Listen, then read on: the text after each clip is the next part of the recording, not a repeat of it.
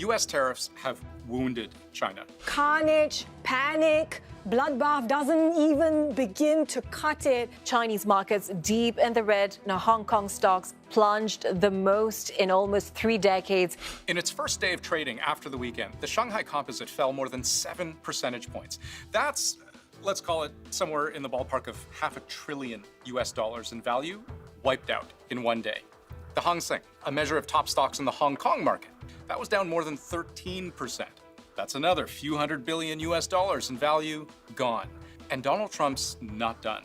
Because on top of a 10% tariff on Chinese goods imposed in February, plus another 10% in March, plus 34% announced last week, he's just threatened an additional 50%, which altogether effectively doubles the import cost of all Chinese goods to the US. We're starting to get to the point where if all these are applied, you effectively create an embargo between the two countries where there's just going to be no trade. Trump is punishing China for hitting back. In a trade war, the US has escalated. Yesterday, Trump says, China issued retaliatory tariffs of 34%. If China does not withdraw its 34% increase, the United States will impose additional tariffs on China of 50% effective April 9th. But China has found a way to hit the US back hard. And not just with tariffs, but by attacking its supply chain directly. They just threw down the gauntlet. It's now a game of chicken. It's who's going to blink first. China is messaging this quite clearly. They are in it until the end. China has, until now, attempted to exercise restraint. Months ago, when Trump first imposed that sweeping 10% tariff on Chinese goods coming into the US, China did retaliate, but with smaller sector-specific tariffs, mainly targeting US energy. Coal, LNG, that sort of thing. Then, when the US stacked another 10% tariff on China, once again, we saw a measured response, this time against US agriculture, targeting very specific things like chicken and beef. But responding to Trump's additional 34% tariff announced last week. So we're going to be charging a discounted reciprocal tariff of 34%. I think, in other words, they charge us, we charge them less. So how can anybody be upset? Well, they're upset. Retaliating with an equivalent 34% tariff on American goods. This is China hitting back harder than before. The Chinese believe the US has just gone to a whole nother level, basically gutting the rules-based order entirely and replacing it with reciprocal tariffs negotiated line by line, country by country. And that's a world in which it'll be much, much harder for them to operate. They want these tariffs to go away, but if they can't go away, they do not want to be perceived as weak. But China knows hitting the US back with tariffs doesn't land quite the same way as the original blow against China. The trade math illustrates why. If we're talking about the physical things the two countries ship back and forth, in 2024, the US sold China just over $140 billion worth of goods, but it bought almost $440 billion of product, meaning a 34% tariff on Chinese goods, that has a bigger impact than that same tariff going the other way. So China didn't stop at just the tariff. Well, China raised the stakes. It announced a raft of countermeasures, export curbs on tungsten and other rare metals. China controls about 90% of the world's known supply of what are called rare earths, as in the stuff that makes electric engines run and fighter jets fly. They are the elements of the periodic table, some of which you likely never bothered to learn because they had such wildly arcane names like dysprosium and ytterbium. But if you're building an electric vehicle and you need a way to keep your neodymium magnets from weakening under extreme temperatures, you are heat-proofing with dysprosium. If US Marines are carrying out a nighttime raid and those soldiers need night vision goggles, you're converting infrared light into something visible with terbium.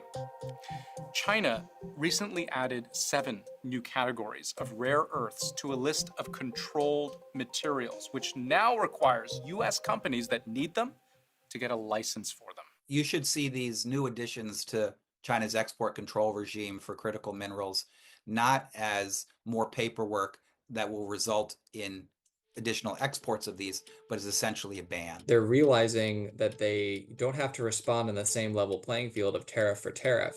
Instead, they have other tools they can use to impose costs on the United States. This latest move adds to a growing list of rare earths China has either restricted or actually banned the export of to the United States. And experts say China has tailored this list of raw materials to exactly what the US needs. Some American aerospace manufacturers, for example, build avionics using materials that are sole sourced from China. It's a real choke point. The US and others have stockpiles, but they will go through those stockpiles relatively quickly. And the Chinese are counting on this being one pressure point to get the US to back off or to sit down.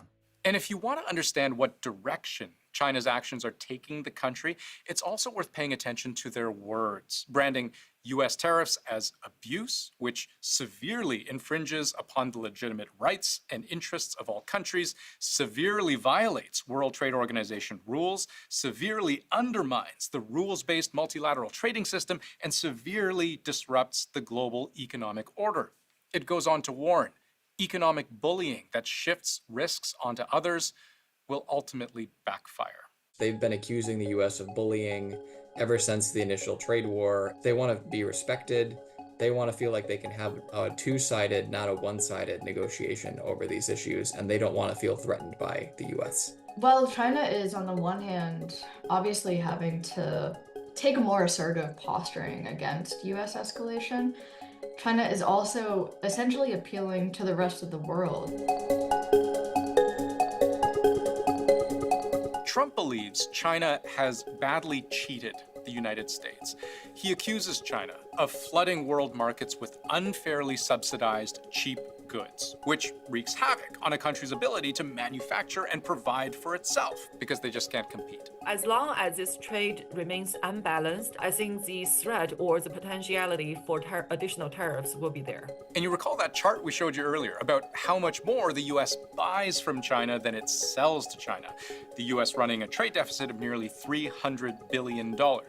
Trump sees that as proof that China must be ripping the US off. Trade deficits are no longer merely an economic problem. They're a national emergency that threatens our security and our very way of life. But every expert we've ever talked to on the subject says that's entirely the wrong way to look at it. There's nothing inherently good or bad about a trade surplus or a deficit. The United States has had a trade deficit pretty much since the end of the Second World War. Why is that?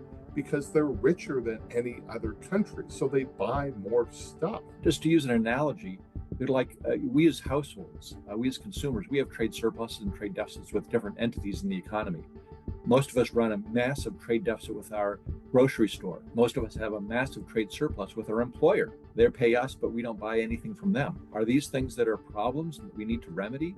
So in some sense, the underlying premise that bilateral trade imbalances are necessarily bad is just wrong. But what makes interpreting what Trump truly wants from any fight he picks really difficult is that his goals are sometimes self-contradicting. For example, on the one hand, he claims to love tariffs, like the ones imposed on China, because of all the revenue raised by charging the American companies who pay those tariffs. We're going to start being very wealthy again. We're going to be wealthy as a country because they've taken so much of our wealth away from us. But he also claims the purpose of tariffs is to do the exact opposite, which is to convince enough American companies not to pay them and instead bring manufacturing back to America. Jobs and factories will come roaring back into our country, and you see it happening already.